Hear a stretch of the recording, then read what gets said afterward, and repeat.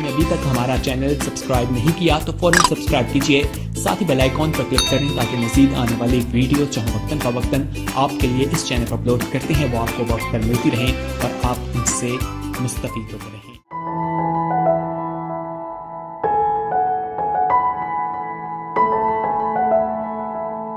आइए मेरे साथ बाइबल मुकद्दस को खोलें।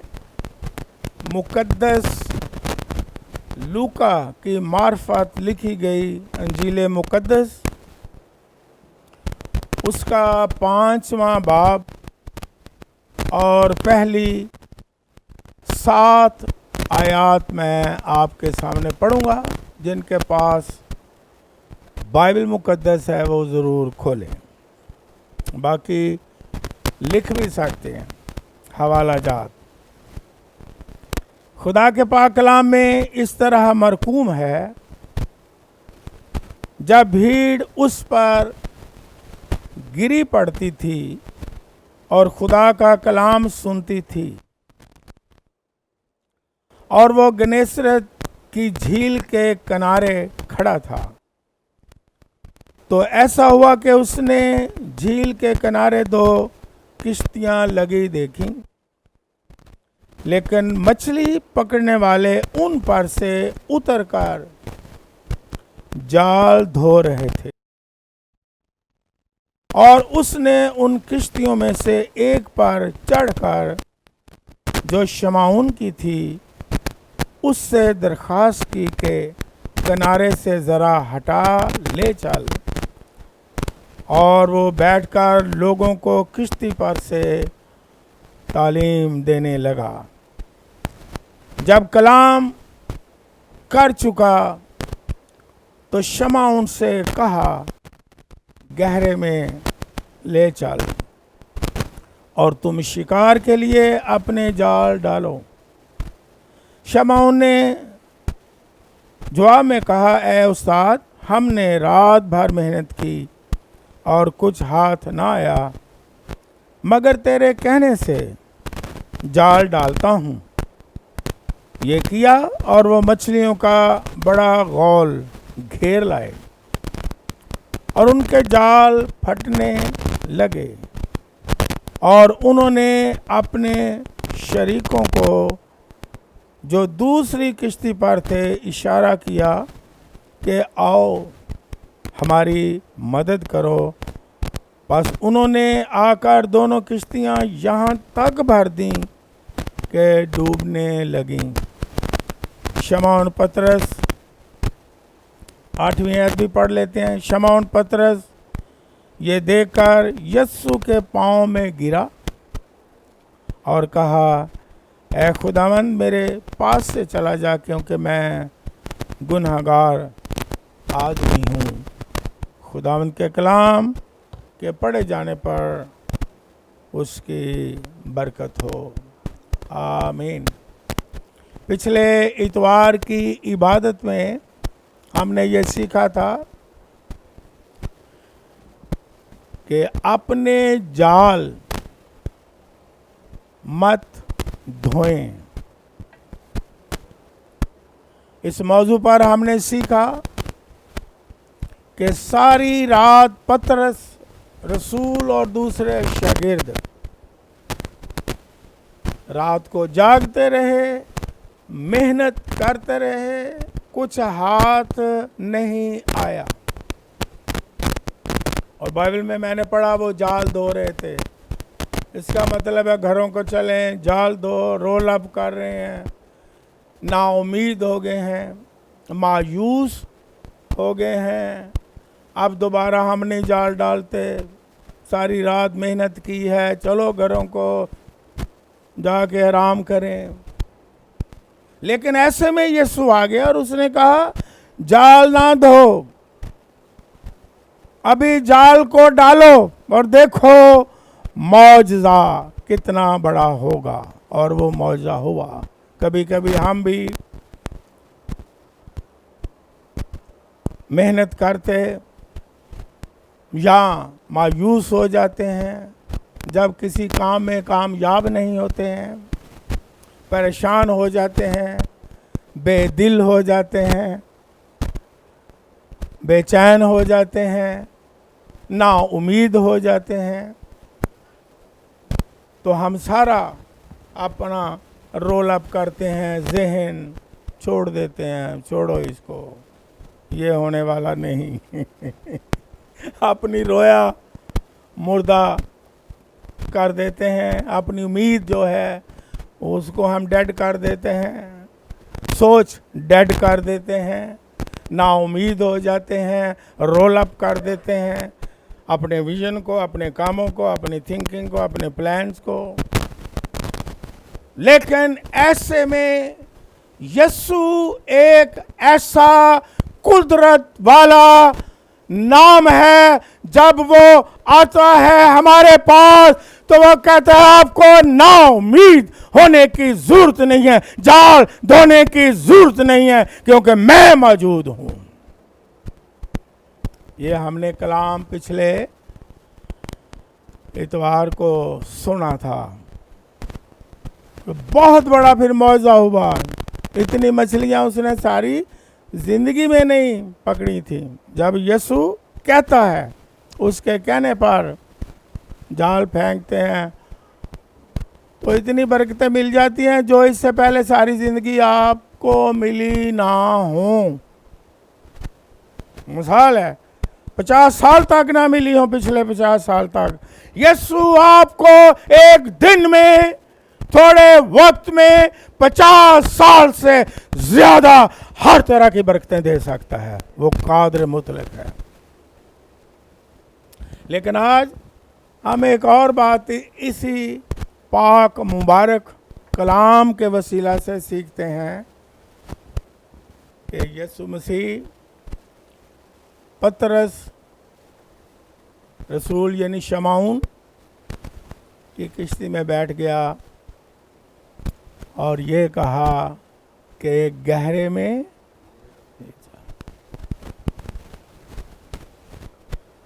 अगर बहुत ज्यादा कसरत से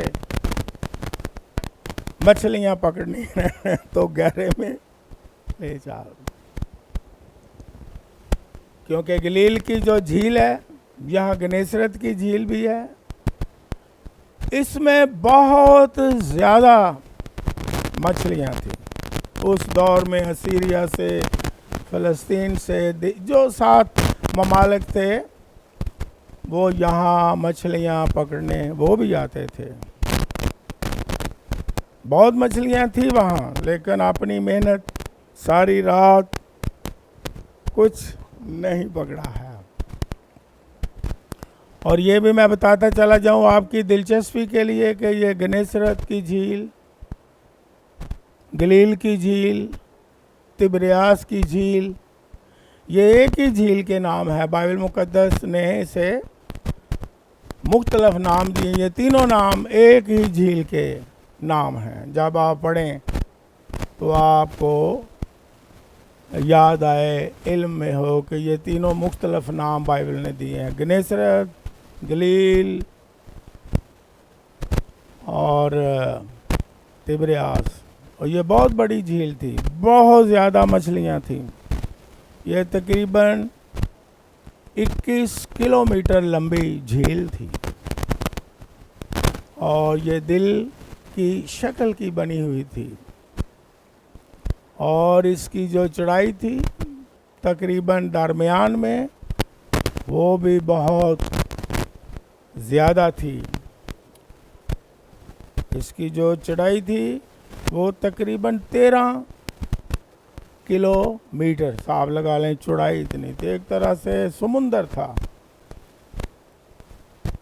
और फिर इसकी जो गहराई थी, उसने कहा गहरे में ले चलो, ये 141 फुट गहरी थी। और साफ लगा लो 141 फुट कितनी मंजिलें होती हैं, इतनी गहरी ये झील थी।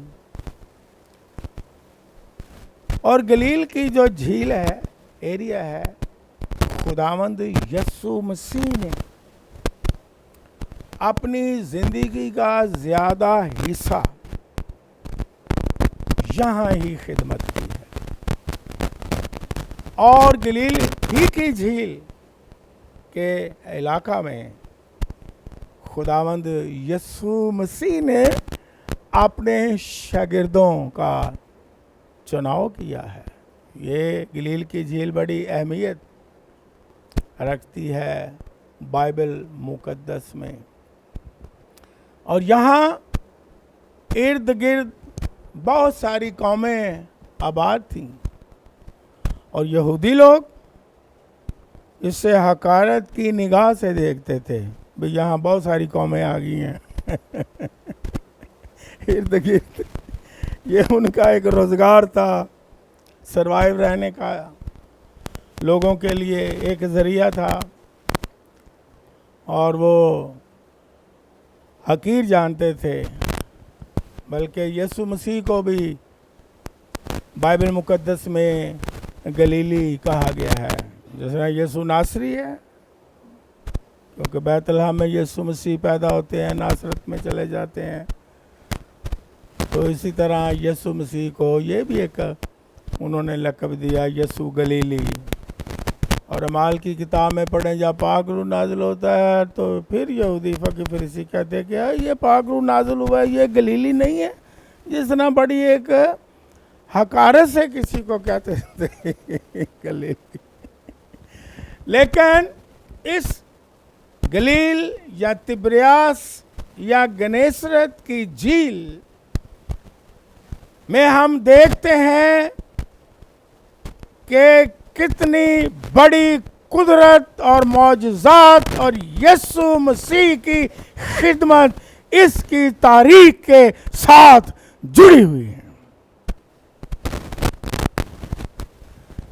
इतनी गहरी झील, यीशु ने कहा किनारे से हटाओ और गहरे में ले चलो। अगर बहुत ज्यादा मछलियां या बहुत बड़ी मछली वो गहरे पानी में होगी, किनारे पर भी होती हैं, कभी आपने देखा हो जहाँ मछलियाँ होती हैं वो ऐसे ऊपर जाती हैं, छोटी छोटी मछलियाँ होती हैं, है ना, बिल्कुल छोटी छोटी होती हैं। लेकिन कभी कभी इंसान गहरे में जाने की बजाय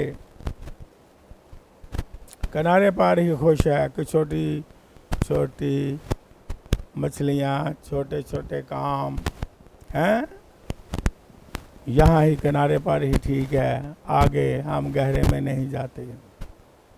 लेकिन इसमें हम राज की बात क्या सीखते हैं कि यीशु ने कहा, यीशु मसीह को पता था कि बड़ा मौजा होगा, उसने कहा गहरे में ले चल। भीड़ को छोड़ा, बाइबल में ये लिखा हुआ है, बहुत बड़ी भीड़ थी। यीशु मसीह ने किश्ती में बैठ के भीड़ को कलाम भी सुनाया, ये किसी वक्त फिर गौर करेंगे, लेकिन थोड़ी बरकत की बात शेयर करता हूं। जब बहुत बड़ी भी भीड़ हो, जहां भी भीड़ हुई, यीशु मसीह ने कलाम सुनाया। यहां लिखा है उसने तालीम दी, फिर मौज़ा किया। पहले तालीम, पहले कलाम, फिर मौजज़ात। लेकिन भीड़ में भी खुदा के मौजज़ात होते हैं, भीड़ में भी खुदा मौजूद है और खुदा कलाम करता है। खुदा तालीम एक अहम चीज़ होती है, जो ईमानदार हैं वो जानते हैं। तालीम बाकायदा इल्म इलाहियात की बात होती है। एक बशारती मैसेज होता है तौबा, एक तालीम होती है बाकायदा तालीम, इल्म इलाहियात की बात, खुदा के बारे, मसीह के बारे तालीम देना, क्योंकि आज लोगों को तालीम की ज़रूरत है, उसके बाद मौजज़ात की भी ज़रूरत है। लेकिन यहाँ भी उलट है, मैं बात शेरकारी देता हूँ। यहाँ मौजूदात हैं, चाहिए, तालीम नहीं चाहिए। मौजूदात करने वाले भी मौजूदात चाहते हैं, तालीम नहीं देते। और मौजूदात पाने वाले भी तालीम नहीं सुनना चाहते, कलाम नहीं सुनना चाहते, कलाम खुदा का हजम नहीं करना चाहते, वो भी आते ही मौजूदात। पादरी साहब मौजूदा हो जाए, ये नहीं कहते कलाम भी सुनाओ, ये नहीं कहते तालीम भी दो, ये नहीं कहते आगे सिखाओ हम किस तरह कामयाब हों। पारी साहब मौजूदा, पारी साहब मौजूदा, मैं पारी साहब मौजूदा नहीं मौजूदा यीशु है। ये बरकत की बात मैंने शेयर की, लेकिन यीशु मसीह ने भीड़ को छोड़ा। गौर करें, और उनको भी कहा कि मेरे साथ गहरे में चलो। हाँ, भीड़ में हम खुश होते हैं, होना चाहिए। गैदरिंग में हम खुश होते हैं, होना चाहिए, क्यों नहीं? ओके। हम गैदरिंग में जहाँ ज़्यादा भीड़ें एंजॉय करते हैं, क्यों नहीं? क्योंकि सोशल कॉन्टैक्ट्स होते हैं, क्यों नहीं? अच्छी बात है, करें। हाँ, रूहानी, हाँ, मजहबी जोश में भरें, ओके ओके। बड़ी भीड़ में खुश हों, ओके हों। जहाँ ज्यादा भीड़ है वहाँ जाएं, हाँ, अच्छी बात है। लेकिन अगर आप चाहते हैं कि बहुत ज्यादा कसरत से बरकत मिले और बहुत ज्यादा मौजज़ात हो, तो आपको यीशु मसीह के साथ गहरे में गहरी रिफाकत रखनी है। भीड़ को छोड़ना है, भीड़ के कॉन्सेप्ट को छोड़ के यीशु के साथ गहरे में जाएं और देखें कैसे कैसे मौजज़ात होते हैं। इंसान की नेचर है, वो ज़्यादा सोशल है, सोशल होना चाहिए। लेकिन यीशु चाहता है, गौर से सुने, बरकत देना चाहता है, और वो चाहता है कि उसके लोग उसके साथ क्या करें? गहरी रिफाकत रखें, गहरे हों मोहब्बत में, यीशु की मोहब्बत में गहरे हों। जो बाइबल का ईमान है इसमें गहरे हो जाएं, यीशु की तालीम को समझने में गहरे हो जाएं, यीशु मसीह के साथ दोस्ती में गहरे हो जाएं, यीशु मसीह के साथ रिफाकत में गहरे बन जाएं और देखें यीशु मसीह आपको आसमानों पर ले जाएगा। सिर्फ आप किनारे पर और भीड़ में ही खुश रहना चाहते हैं तो रहें, लेकिन गहरे राज, गहरी बातें, कसरत की बरकत, जब तक हम गहरे में यीशु के साथ नहीं होंगे नहीं मिलेगी। बाइबल मुकद्दस में कई बार लिखा है कि खुदा में यीशु मसीह ने, गौर से सुने, बाइबल में लिखा हुआ है, यीशु मसीह ने लिखा है, यीशु मसीह भीड़ को छोड़कर, और जगहों पर भी लिखा है बाइबल में, यीशु मसीह भीड़ को छोड़कर अलग चला गया और बाप से रिफाकत रखी, और यीशु मसीह दुआ करता रहा, यीशु मसीह तन्हाई में चला गया, यीशु मसीह ने गहरी रिफाकत रखी अपने आसमानी बाप के साथ। हमारी रिफाकत, हमारा तौलक, हमारा ईमान, हमारी मोहब्बत जैसे जैसे अपग्रेड होगी, जैसे जैसे गहरी होगी, ओए वैसे वैसे कसरत की क्या आएंगी? बरकत आती चली, और बड़ा मौजज़ा आप देखेंगे। गहरे में चलें, गहरा भेद, मुझे बात याद आती है, बाइबल मुकद्दस में हम देखते हैं मुकाशवा की किताब में और उसका पहला बाब, मुकाशवा की किताब, जब आप खुदा के साथ गहरे होते हैं तो देखें खुदावन का बंदा क्या कहता है। यूहन्ना 17वीं आयत में लिखा है, जब मैंने उसे देखा, यीशु को देखा। हम कहते हैं खुदावन अपना चेहरा हम पर क्या कर, हाँ ये ख्वाहिश होनी चाहिए। और कब देखेंगे, जब बहुत बहुत उसके साथ गहरी क्या होगी, दोस्ती होगी, रिफाकत होगी। फिर वो अपना चेहरा भी आपको दिखाएगा। लेकिन जब गहरी दोस्ती नहीं होगी तो फंक्शन होगा, जश्न हो सकता है, भीड़ हो सकती है,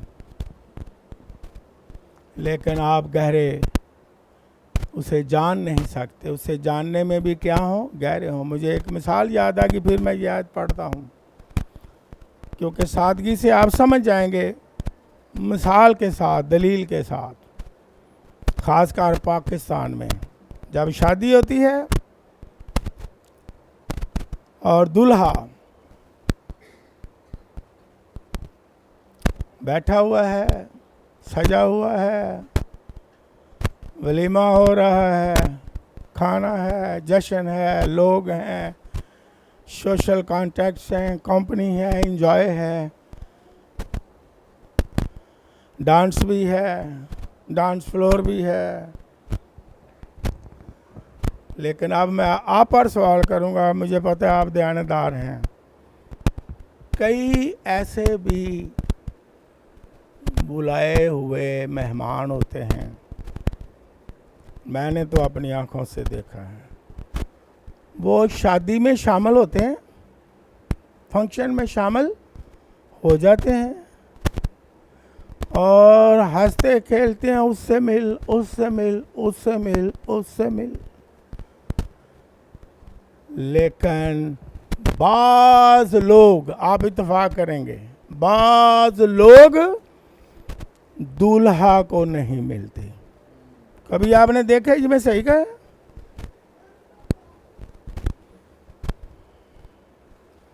दूल्हा से मुलाकात नहीं, नो नो नो। बाकी सारे मेहमानों से मुलाकात है जो बुलाए हुए हैं, ओके। वहां कुर्सियों पे बैठ के डिस्कशन हो रही है, ओके। वहां हंस खेल रहे हैं आपस में, ओके। सुनाओ क्या हाल है, बड़ी देर के बाद आपको देखा है। लेकिन दूल्हा के पास कोई नहीं गया। कई ऐसे देखे ना, पास्टर नदीम ने कहा, हाँ आपने भी ऐसा कभी देखा है जो दूल्हा को मिले ही ना हो? और कई लोग ऐसे आते हैं जो कहते हैं अभी एक टेलीफोन रखे है, आजकल सूरत है, खाना खुल गया, खुल गया, आ जाओ, खाना खुल गया, खुलने लगे, आ जाओ। क्योंकि हमें दूल्हा से कोई सरोकार नहीं, नो। हमें दुल्हन से कोई सरोकार नहीं, नो। हमने सिर्फ शामिल होना है। इस तरह रूहानी तौर पर भी कई शामिल वाजे हैं, कहते हैं शामिल वाजा जी, हाँ जी, एग्जैक्टली, बिल्कुल। हम भी कई रूहानी तौर पर ऐसा ही करते हैं। भीड़ में जाते हैं, एंजॉय करते हैं, जश्न है, क्राउड है, मुलाकातें हैं और हर चीज है। लेकिन दूल्हा यीशु मसीह जो हमारा है, उससे बात नहीं की, उससे कोई रिफाकत नहीं हुई, उससे कोई शख्सी राब्ता नहीं हुआ। एक मैगजीन में मैंने पढ़ा कि यीशु मसीह क्रिसमस वाले दिन उदास दिखाया गया तस्वीर में। किसी ने आके पूछा कि खुदावंद यीशु मसीह दिन क्रिसमस दा ते है भी तुहाडा ते तुसी अज बड़े उदास नजर आंदे हो पे। यीशु मसीह ने कहा क्रिसमस ते बेशक मेरा मना रहे ने, लेकिन मैनू नहीं पता, मैनू कोई नहीं पता भी मेरे नाल कोई किसी की गल नहीं, ना मेरे नाल रिफाकत है। ये पता नहीं केड़ा क्रिसमस पे मनाते हैं।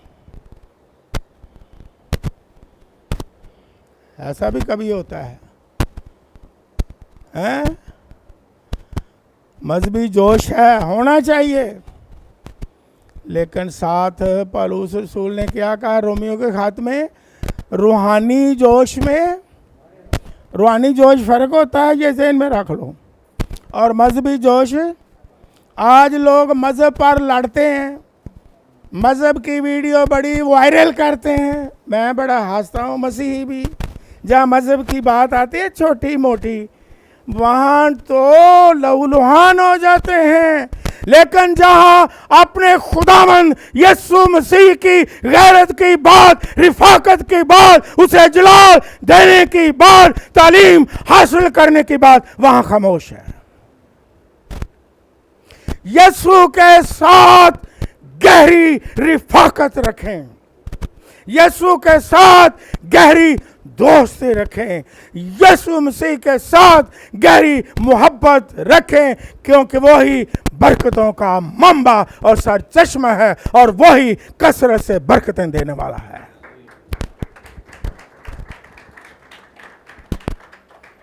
अगर उससे दोस्ती नहीं, गहरी रिफाकत नहीं है, गहरी मोहब्बत नहीं,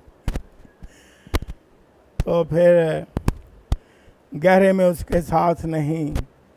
यीशु ने कहा भीड़ को छोड़ो, मैं भी छोड़ रहा हूँ, आओ ज़रा, मौजा चाहते हो, आओ गहरे में चलें, यीशु के साथ गहरे में चलें। और जो यीशु के साथ गहरे में चला जाता है, उसका दीदार करता है। हालेलुया। अगर जिस्मानी आंखों से नहीं, रूहानी आंखों से उसे देख लेता है, तो किस तरह पहचान हो? मैं सवाल करता हूँ,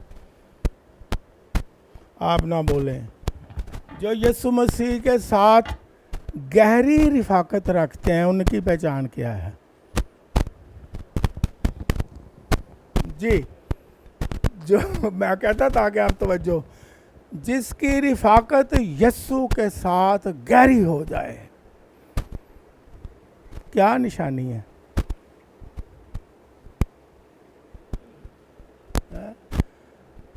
उसके पास दौलत आ जाती है, वो नकली हीरो बन जाता है। मुझे जरा बताओ। चलो पढ़ लेते हैं, आइए बाइबल मुकद्दस में से, क्योंकि लोगों को पहचान भी होनी चाहिए। जो गहरी रिफाकत रखते हैं, पहले तो पतर रसूल ही की ले लो, फिर दोहराता हूं, पिछली दफ़ा में भी मैंने सुनाया था, जब बड़ा मौजा हुआ, कसरत से मछलियां पकड़ ली गईं, तो आपको याद है मैंने क्या सुनाया था? पतरस ने क्या कहा, याद है जो यहाँ मौजूद थे? मौजे के बाद क्या कहा? मैं गुनाहगार हूँ, कमज़ोर हूँ। और फिर क्या कहा? ऐ यीशु, यहाँ से चले जाने का मतलब ये नहीं कि मौजा हासिल कर लिया बस हूँ तो चला जा। नो नो नो, कि जब उसने गहरे तौर पर गहरी रिफाकत के बाद, बड़े मौजे के बाद यीशु मसीह से गहरी रिफाकत रखी और जाना कि ये यीशु है,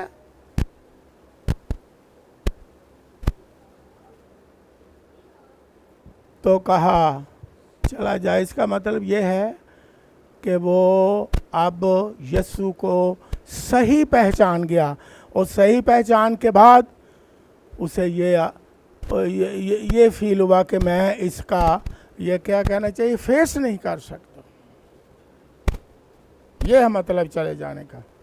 आपने देखा होगा जब किसी के दिल में गिल्टी हो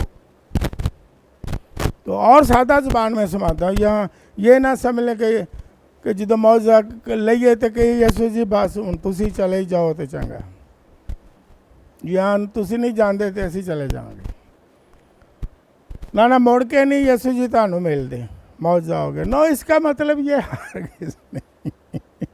और सादा जुबान में आपको समझाऊं इसके क्या माने हैं। फेस नहीं वो कर रहा, पहचान गया, ओए यीशु है, वो नूर है, वो रोशनी है।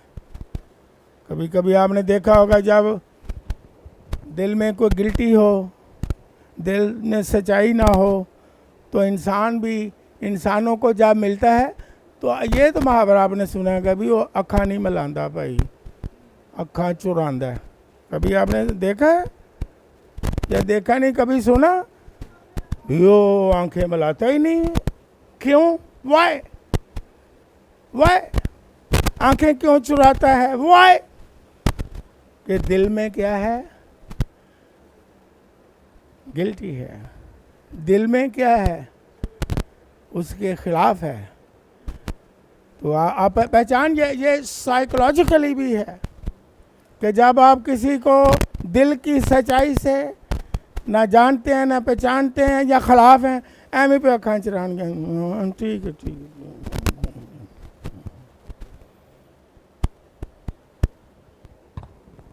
तो पत्र रसूल जान गया, पहचान गया। जब यीशु को पहचानेंगे फिर अपने आप को भी हम क्या करते हैं? पहचान लेते हैं कि फेस नहीं कर सका क्योंकि वो दुनिया का नूर है, उसके सामने कौन खड़ा हो सकता है? दाऊद कहता है तेरे सामने कौन खड़ा हो सकता है? मुकाशवा की किताब में 1 बाब 17वीं आयत में लिखा है, जब मैंने उसे देखा, अब गौर से सुने, ये गहरी रिफाकत है। जब मैंने उसे देखा तो उसके पांव में मुर्दा सा गिर पड़ा और उसने ये कहकर मुझ पर अपना दाना हाथ रखा कि खौफ ना, मैं अव्वल और मैं जिंदा हूँ। मैं मर गया था और देख अब्दुल्लाबाद जिंदा रहूँगा, और मौत और आलम अरवाह की कुंजियाँ मेरे पास हैं। और जो बातें तूने देखी हैं और जो हैं, जो बातें तूने देखी हैं और जो हैं और जो इनके बाद होने वाली हैं, उन सब को लिख ले। और आगे फिर शुरू कर देता है, यानी उन 7 सितारों का भेद जिन्हें तूने मेरे दाने हाथ में देखा था। फिर आगे भेद खुदावन जो है, गहरी रिफाकत, पहचान के बाद, देखने के बाद, जब गहरे में उसके साथ होते हैं, उससे शख्सी रिफाकत होती है, डीप हो जाते हैं उसके साथ, फिर वो बड़े बड़े गहरे भेद अपने लोगों पर क्या कर देता है? जाहिर कर देता है, गहरे भेद। और जब उसने देखा तो क्या किया? उसके पांव में गिर पड़ा। और पतरस रसूल भी यीशु के पांव में गिर गया। यह है जो गहरा बंदा होता है, रूहानी गहरा। फिर से सुन लें, वो अपने आप को कुछ नहीं समझता, वो सारा जलाल यीशु को देता है। और वो यीशु के पांव में गिरता है, किसी और के पांव में नहीं गिरता। कुछ लोग इंसानों के पांव में भी गिरते चले जा रहे हैं, लेकिन जब मौजा हो, गहरे हों खुदा के साथ, बरकत मिले तो किसके कदमों में गिरना चाहिए, किसकी प्रशंसा करनी चाहिए। और जब इंसान के कदमों में गिर जाता है, हैं? तो इससे बड़ा और क्या गुनाह हो सकता है? क्योंकि आज मैं देख रहा हूँ फी ज़माना, अब नहीं फी ज़माना, बरकत यीशु ने दी है तो गिरते इंसानों के पाँव में है, सिजदा करते हैं, बल्कि बड़ी बड़ी परस्तिश करते हैं इंसानों की।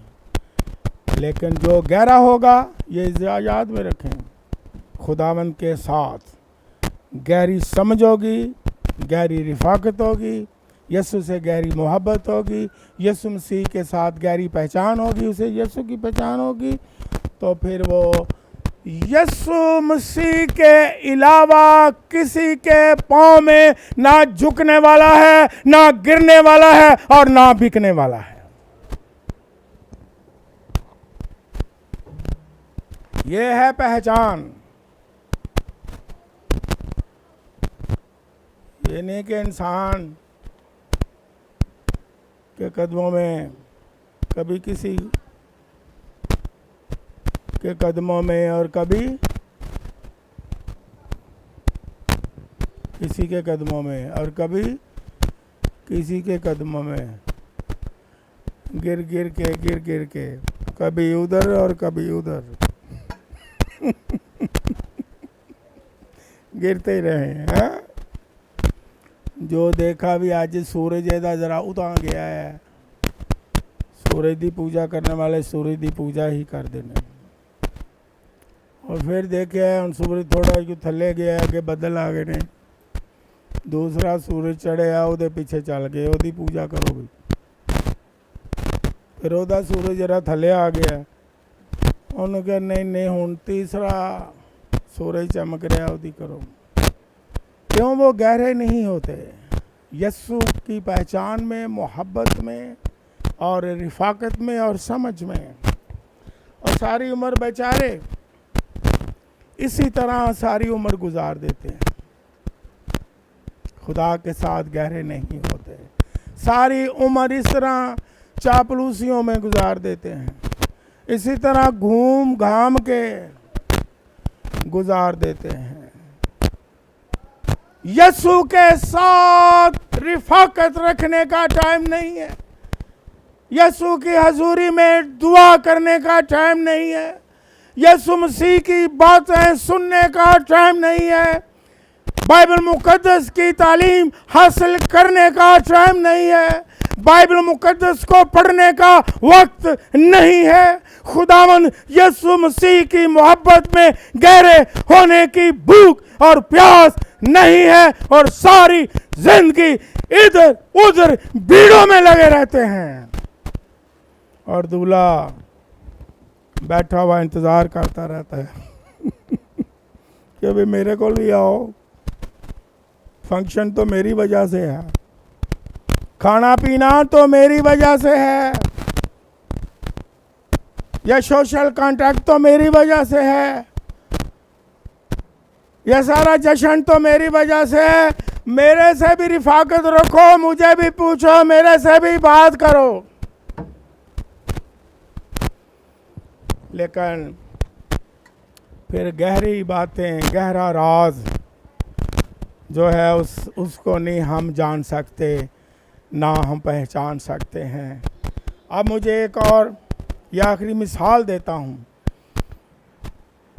अय्यूब रासबाज, अय्यूब रासबाज, इतना बड़ा रासबाज कि खुदा ने खुद गवाही दी। अब गौर से सुने, ये मिसाल से आपको समझाता हूँ, फिर दुआ करता हूँ। खुदा ने गवाही दी और शैतान को गवाही दी कि मेरे बंदा अय्यूब को देखा है, वो रास्तबाज है, देखा खुदा से डरता है, देखा बदी से बाज रहता है। ये बाइबल में है ना लिखा हुआ, खुदा गवाही दे रहा है। और उसकी मिसाल भी हम सब्र की देते हैं, अय्यूब जैसा सब्र। लेकिन इसके बावजूद खुदा ने उसे बड़ी बरकतें दी। अब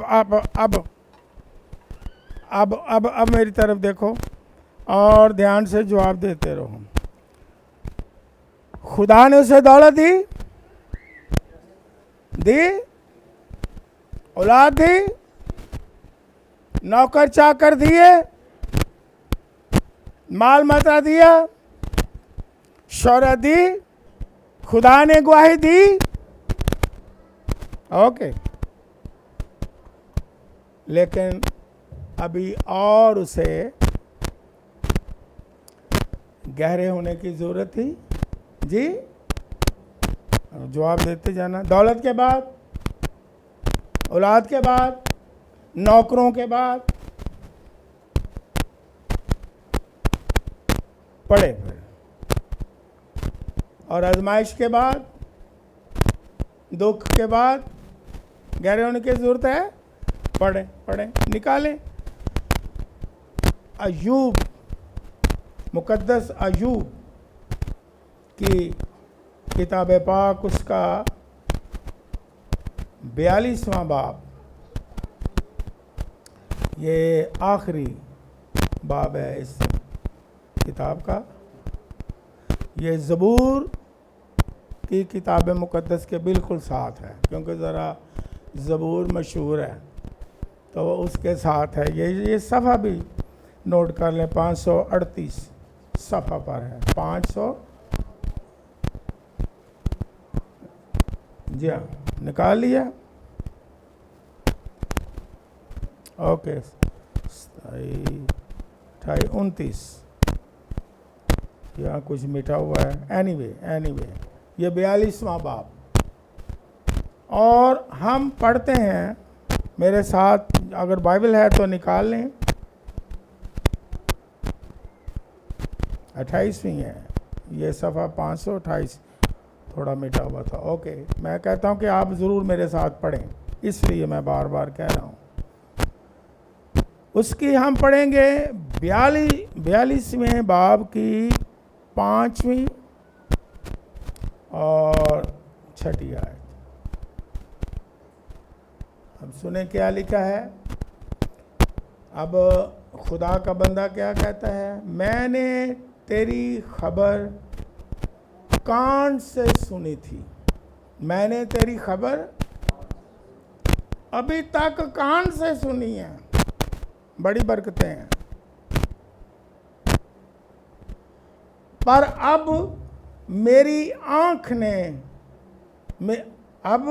आंख तुझे देखती है।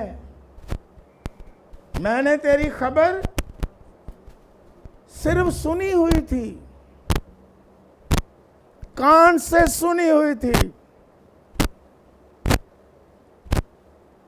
और इतनी बरकतें। ईमान लाना, सुनना, अमल करना, बरकतें ही बरकतें हैं। और आगे क्या कहता है 6ठी आयत में, क्या लिखा है, मेरे साथ पढ़ लें। इसलिए मुझे अपने आप से नफरत है और मैं खाक और राख में। जब कोई खुदा को देख लेता है,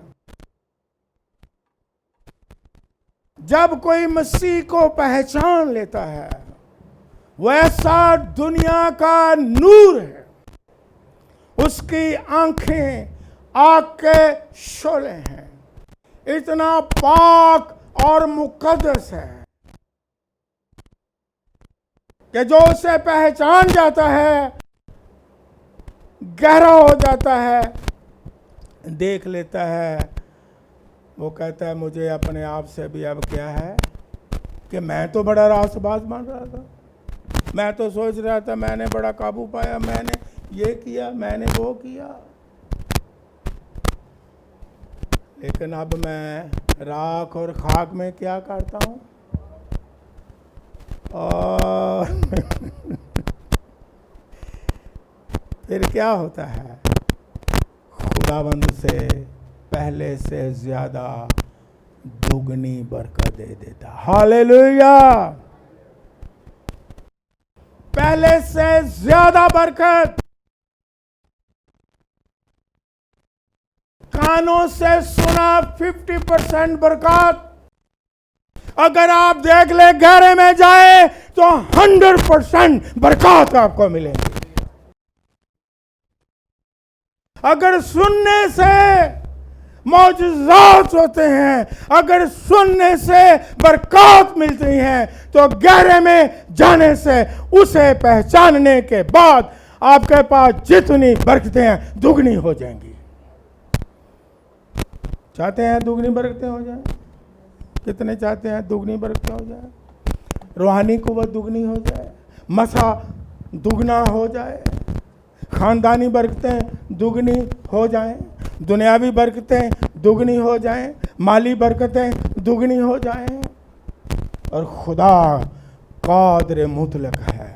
जब आप गहरी रिफाकत रखते हैं, जब उसके चेहरे के दीदार के तालिब होते हैं, जब वो अपना आप पर जाहिर कर देता है, जब आप अगर जिस्मानी आंखों से नहीं रूहानी आंखों से उसको देख लेते हैं, तो खुदा आपको पहले से भी ज्यादा बरकत दे देता है। हालेलुया।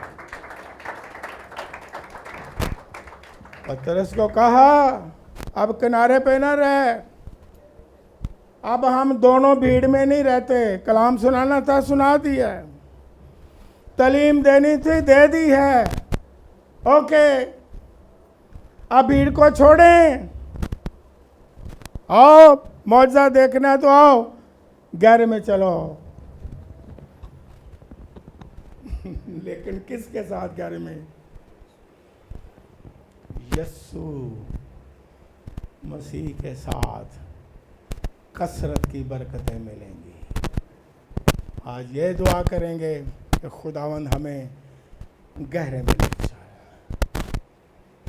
मेरे पीछे बोले, ऐ खुदावंद मुझे गहरे में ले जा, अपनी पहचान में गहरा कर, अपनी मोहब्बत में गहरा कर, ईमान में गहरा कर, अपनी समझ में गहरा कर, ताकि मैं तुझे देखूं, ताकि तेरा जलाल देखूं, ताकि तू हमें पहले से ज़्यादा बरकतें दे, ज़िंदगी के हर एरिया में, रूहानी तौर पर भी, ख़ानदानी तौर पर भी, दुनियावी तौर पर भी। ऐ खुदावन तू हमें पहले से ज़्यादा बरकत दे सकता है और देने वाला है, तू कसरत से बरकत दे सकता है, सारी कमी को दूर कर सकता है। जो 50 साल में पूरी नहीं हुई तू एक पल में कर सकता है। जिस तरह पतरस रसूल ने, जिस तरह शमाऊन ने इतनी मछलियां कभी जिंदगी में नहीं पकड़ी। हम ऐ खुदा ईमान रखते हैं, हम तेरी हजूरी में दुआ करते हैं कि हम राख और खाक हैं, हम तेरे कदमों में गिरते हैं, हम इकरार करते हैं हम कमज़ोर हैं, तू हमें बरकत दे, पहले से ज़्यादा बरकत दे, दुगनी बरकत दे। और मैं इसको कबूल कर लेता हूँ क्योंकि मैं तेरे कदमों में गिरा हूँ, मैं तुझे सिजदा करता हूँ और मैं पहचान गया हूँ। और जब तक मैं तुझे ना पहचानूंगा अपने आप को नहीं पहचान सकता। मुझे पहचान दे ताकि मैं अपने आप को भी पहचानूं। खुदावंद यीशु मसीह के लिए जोरदार तालियां।